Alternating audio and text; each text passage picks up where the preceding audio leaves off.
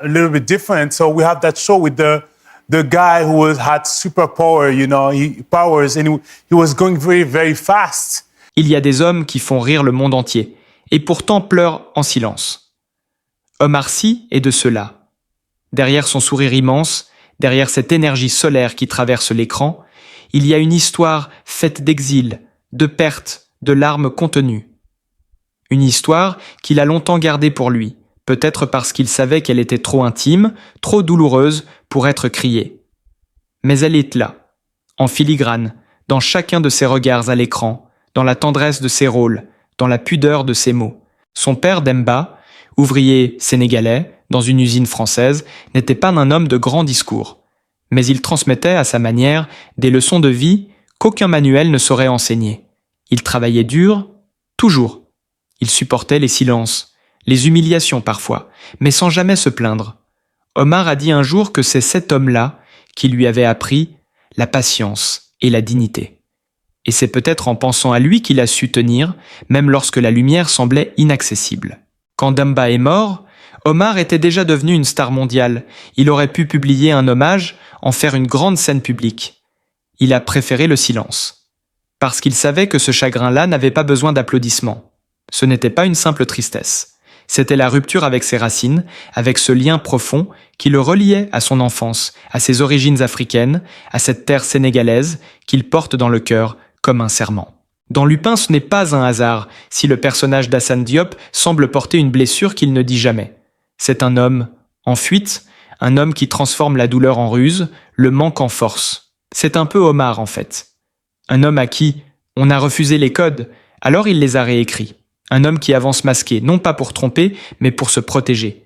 Et c'est là que le rôle devient miroir. Mais il y a une autre tristesse, plus discrète, plus persistante. Celle de la célébrité.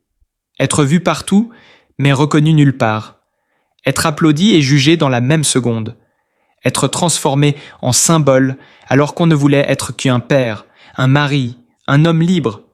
C'est ce paradoxe qui l'a poussé, en 2012, à quitter la France pour Los Angeles, avec sa femme Hélène et leurs enfants. Il ne voulait pas qu'ils vivent ce qu'il avait vécu à Trappes. Il ne voulait pas que la violence sociale, les regards méfiants, les assignations identitaires leur volent leur innocence. Ce départ, ce n'était pas un exil doré. C'était une fuite lucide, une tentative désespérée de protéger ce qu'il aime le plus. Mais cela a un prix. Le déracinement, l'éloignement de la langue, de la culture, du rythme français. Il aime toujours la France, profondément. Mais il a dû s'en éloigner pour ne pas s'y perdre. Et cette tension, cette déchirure, elle est là. Dans ses silences, dans ses choix, dans cette manière qu'il a de parler de la France comme d'un amour compliqué. Son parcours est de vertigineux. D'un HLM de Trappes à Hollywood, d'un fils d'ouvrier à icône mondiale. Mais ce n'est pas une success story à l'américaine. C'est une ascension fragile, semée de doutes, de renoncements, de nuits blanches. Omar n'a pas suivi la voie tracée. Après son bac, il n'est pas allé à l'université.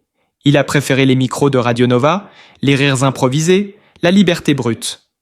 Et c'est là, dans une cave, avec Fred Testo, que tout a commencé. 2 potes, 2 rêveurs, 2 voix qui inventèrent leur espace. Puis le service après-vente sur Canal+, et l'explosion. Mais le vrai tremblement de terre, c'est intouchable. Driss, ce rôle qui lui colle à la peau. Ce rire qui cache une tendresse, cette vitalité qui éclaire la douleur. Plus de 400 millions au box-office. Et surtout, le César du meilleur acteur. Le premier pour un homme noir. Ce soir-là, il n'a pas seulement gagné un prix.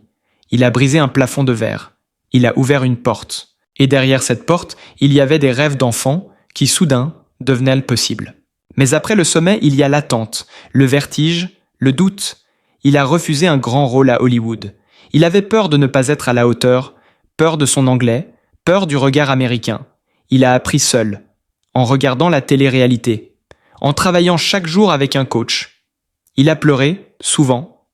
Pas de fatigue, mais d'angoisse. Loin des siens. Trop de pression. Trop de solitude. Mais il a tenu. Parce qu'il voulait être libre, parce qu'il voulait montrer que c'était possible.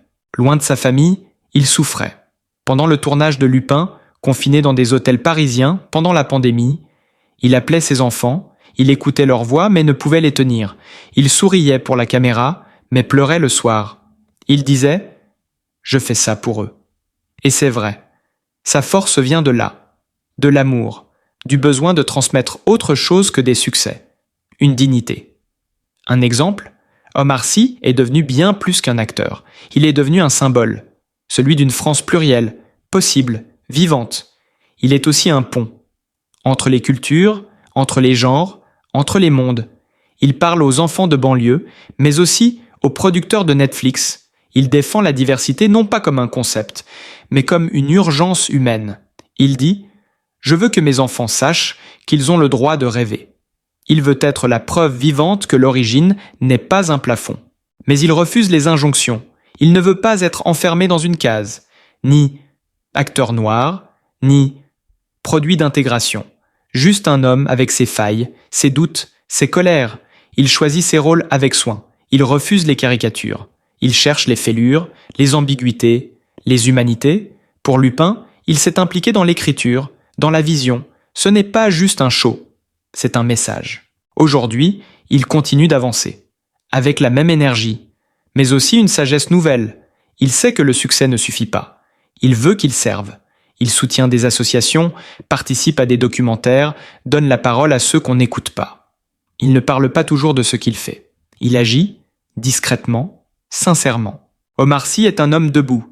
Un homme qui a appris à rire avec pudeur, à pleurer sans honte, à réussir sans arrogance. Il n'a jamais oublié d'où il venait. Et peut-être est-ce cela, sa plus grande victoire, non pas les millions, les tapis rouges ou les contrats, mais le fait qu'il reste, envers et contre tout, ce garçon de trappe qui croyait qu'un sourire pouvait changer le monde. Il y a des victoires qui ne font pas de bruit. Et puis il y a des combats qu'on mène seuls, loin des projecteurs, dans le silence des chambres d'hôtel, dans les regards fuyants à l'aéroport, dans les appels nocturnes à la maison. Omar Sy connaît cela mieux que quiconque. Si la planète entière l'applaudit, lui parfois n'applaudit plus, parce qu'il sait que chaque succès a un prix, et parfois, ce prix, c'est un pan entier de son intimité. Depuis qu'il vit aux États-Unis, il a trouvé une forme de tranquillité. Mais il le dit lui-même, la paix extérieure ne suffit pas toujours à apaiser les tempêtes intérieures. À Los Angeles, les gens le croisent, le saluent, mais ne l'envahissent pas. Il peut marcher dans la rue sans être encerclé. Et ça, c'est une bénédiction quand on a connu les foules, les attentes, les projections. Mais cela ne comble pas le vide du pays quitté. Il y a une douleur qu'il porte, discrète mais profonde, celle d'avoir dû choisir entre sa tranquillité familiale et son attachement viscéral à la France. Il aime son pays malgré tout. Il aime sa langue, son histoire, sa culture. Il aime même ses contradictions, mais il a dû prendre du recul pour protéger ses enfants, pour protéger son amour. Et ce recul, parfois, lui coûte. Hélène, sa femme depuis plus de 2 décennies, est plus qu'un pilier. Elle est son miroir, sa mémoire, son refuge. Elle connaît ses silences mieux que ses mots. Elle sait quand il va mal, même quand il sourit. Ils se sont construits ensemble, dans les débuts difficiles, les projets fous, les échecs cuisants. Elle n'a jamais cherché la lumière, mais elle est la lumière d'Omar. Dans toutes ses interviews, il parle d'elle avec une tendresse, qui ne triche pas de grands discours, mais des regards, des gestes, des silences qui disent tout. Ils ont 5 enfants, et chacun est un monde en soi. Omar ne parle jamais trop d'eux, il veut les préserver, il veut qu'ils puissent grandir sans porter le poids de son nom. Mais il a souvent dit que ce sont eux qui lui donnent peu sorte la force de continuer. Quand il doute, il pense à eux. Quand il a envie de tout lâcher, il pense à leur sourire, à leurs questions, à leur regard qui ne juge pas, mais qui attend. Et il se relève. L'un des défis les plus immenses pour lui, ce n'est pas Hollywood, ce n'est pas le cinéma, c'est la transmission. Comment, en tant que père, transmettre des racines quand on vit loin de la terre d'origine? Comment parler du Sénégal à des enfants nés à Los Angeles? Comment leur raconter Traps, les marchés, les odeurs, la langue, quand leur quotidien est fait de palmiers et de smoothies?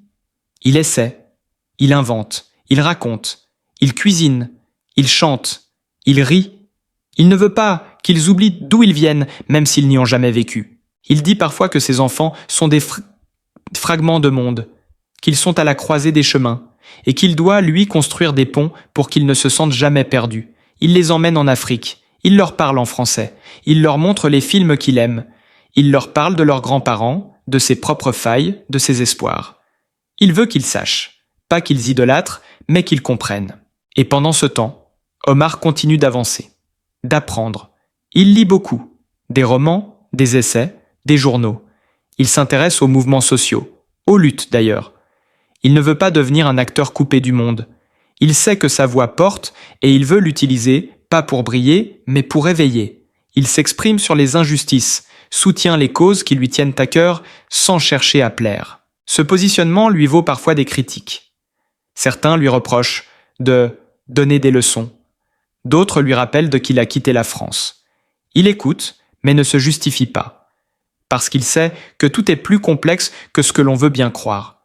Il n'a jamais prétendu avoir toutes les réponses. Il cherche, simplement, à rester aligné avec ce qu'il est. Et cela, dans un monde d'images, c'est déjà un acte de résistance. Il a refusé des rôles, des très gros, parce qu'ils ne lui parlaient pas, parce qu'il véhiculait des clichés, parce qu'il ne ressemblait pas à ce qu'il voulait dire. Il a aussi accepté des projets audacieux, risqués, parce qu'ils portaient un sens. Il veut jouer des rôles profonds, des personnages qui doutent, qui aiment, qui perdent. Il veut faire pleurer, faire rire, mais surtout faire réfléchir. En coulisses, il travaille aussi à produire, à accompagner. Il veut ouvrir la voie pour que d'autres Omar puissent émerger, pour que la diversité ne soit plus une exception. Il rencontre des jeunes, des artistes, des rêveurs. Il les encourage. Il les écoute. Il sait ce que c'est de ne pas avoir de modèle. Il veut être ce modèle-là, discrètement, pas en haut d'un piédestal, mais à côté. Il rêve aussi d'un film qu'il n'a pas encore fait. Un film sur la mémoire, sur l'exil, sur les pères et les fils. Il en parle comme on parle d'un secret. Il ne sait pas encore quand. Il ne sait pas encore comment. Mais il le portera. Ce sera son hommage à Demba, à ses racines, à ceux qui se sont tus trop longtemps, à ceux qui ont nettoyé des bureaux pendant qu'on dormait, à ceux qui ont pris le bus à 4 heures du matin, à ceux qui ont porté la France sans qu'elle ne les voie. Il dit que ce film-là, s'il arrive un jour, sera son cri d'amour. Dans les interviews, il parle peu de lui, mais parfois une phrase échappe, une faille se devine. Il a dit un jour « Je ne suis pas un exemple, je suis juste quelqu'un qui essaie ». Et dans ce verbe « essayer », il y a toute sa noblesse. Il ne veut pas dominer, il veut comprendre. Il ne veut pas être aimé, il veut être vrai. Et c'est peut-être cela qui fait que tant de gens l'aiment, parce qu'il n'a jamais triché. Parce qu'il est resté cet homme qui danse avec un fauteuil roulant, ce père qui pleure loin de ses enfants, ce fils qui n'a pas su dire au revoir, ce comédien qui ose encore avoir peur. Omar Sy n'est pas une star, il est un passage, un trait d'union entre des mondes, une voix parmi d'autres, mais une voix qui sait se taire quand il faut. Une voix qui, même dans le silence, continue de dire quelque chose. Mais derrière le succès, il y a toujours une solitude que l'on ne soupçonne pas. Omar Sy le sait mieux que quiconque. Et plus les projecteurs s'allument, plus l'ombre intérieure se précise. Il l'a souvent dit. On ne devient pas une star sans laisser des morceaux de soi derrière. Ce n'est pas une plainte, juste un constat lucide d'un homme qui a grandi vite. Trop vite, peut-être. Il aurait pu se perdre. Il aurait pu se laisser étouffer par les attentes, par les jugements, par l'étiquette qu'on lui colle. Acteur noir, icône de la diversité, homme au grand cœur, etc. Mais Omar a toujours résisté à la simplification. Il ne veut pas être un symbole figé. Il veut rester vivant. Et vivre, c'est parfois accepter de se contredire, de changer, d'évoluer. C'est ce qu'il fait, pas à pas. Rôle après rôle, rencontre après rencontre. Ce que peu savent, c'est combien il doute. Combien chaque projet est pour lui une bataille intérieure. Il veut faire du bon, du vrai, du juste. Et cela demande une exigence constante. Ce n'est pas l'argent qui le guide, ni la notoriété. Ce qui l'anime, c'est la transmission. Il veut que chaque film, chaque prise de parole, chaque regard porté à l'écran ait un sens. Et c'est cette sincérité-là qui touche le public. C'est cette vérité-là qui fait que les gens se reconnaissent en lui, au-delà des différences. Mais cette sincérité a un prix, parce qu'elle oblige à se mettre à nu, à parler de soi, à regarder ses propres failles. Omar l'a appris en devenant père. Être père, pour lui, c'est plus qu'un rôle. C'est une responsabilité sacrée, c'est un miroir permanent. Car chaque geste, chaque mot, chaque silence est observé, scruté, absorbé. Et il le sait. Il veut être à la hauteur, non pas parfait, mais cohérent, humain. Il parle souvent de ses enfants avec une tendresse retenue. Il les protège du monde, des médias, des images, mais il les prépare aussi. Il leur raconte son enfance, ses blessures, ses colères. Il leur parle de Demba, leur grand-père ouvrier. Il leur dit d'où il vient, non pas pour les enfermer dans un passé, mais pour leur donner des racines, pour qu'ils sachent que la liberté s'enracine dans la mémoire. Dans ces moments de doute, c'est souvent vers eux qu'il se tourne. Ils sont son ancrage, son équilibre, sa respiration. Quand il tourne loin, pendant des mois, il les appelle tous les soirs, même fatigués, même à l'autre bout du monde, parce qu'il sait combien la distance peut blesser. Il l'a vécu, avec son père, avec sa propre histoire. Et puis s'il y a Hélène, celle qui a vu l'homme avant la star, celle qui connaît les silences derrière les sourires, celle qui l'a accompagné dans les pires moments. Elle n'a jamais cherché les feux de la rampe, mais elle était là, discrète, solide. Omar dit souvent qu'elle est son roc. Il n'a pas besoin de mots pour exprimer ce lien. Un regard suffit. Ils ont traversé les tempêtes, les années difficiles, les exils, les pressions, mais ils sont restés ensemble, parce qu'ils partagent les mêmes valeurs, parce qu'ils ont construit quelque chose de rare, une famille enracinée dans l'amour, pas dans l'apparence. Et c'est ce qui le rend fort, ce socle invisible mais indestructible. Depuis quelques années, Omar parle davantage de sens, moins de carrière, moins de trophées, plus de traces. Il veut laisser une empreinte, pas une statue, une empreinte vivante, faite de films, de projets, mais aussi de gestes simples. Il soutient des jeunes, des causes, des initiatives. Il tend la main là où d'autres se détournent. Pas pour qu'on l'applaudisse, mais parce qu'il sait que parfois, une main tendue peut changer une vie. Et puis, il y a la France. Ce pays qu'il aime et qu'il questionne. Ce pays où il a tout construit et qu'il a dû quitter. Ce pays qui le célèbre et qui parfois le blesse. Il ne renie rien, mais il ne ment pas non plus. Il dit les choses comme elles sont, avec franchise, avec douleur parfois, avec amour aussi. Et si l'histoire d'Omar Sy vous a touché autant qu'elle nous a bouleversés, n'oubliez pas que derrière chaque sourire célèbre, il y a une vie pleine de lutte, d'amour et de silence. Abonnez-vous à notre chaîne pour découvrir d'autres récits profonds et humains.